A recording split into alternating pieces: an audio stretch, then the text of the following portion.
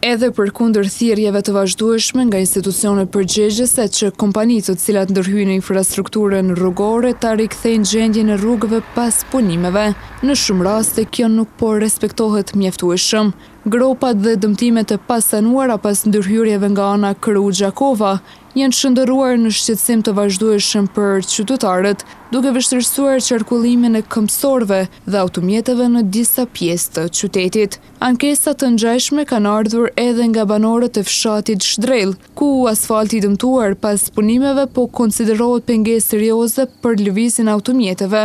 Sipas banorëve, gjendja e rrugës po shkakton telashe të vazhdueshme në komunikacion dhe dëmtime të veturave, sidomos gjatë lëvizjes në orët të mbrëmjes dhe në kushte të motit të keq. Ndërkaq, drejtoria inspektuese ka bërë të ditur se vazhdimisht është duke xhobitur kompaninë e lartcekur për mos respektim të obligimeve lidhur me rikthimin e gjendjes së rrugëve pas ndërhyrjeve.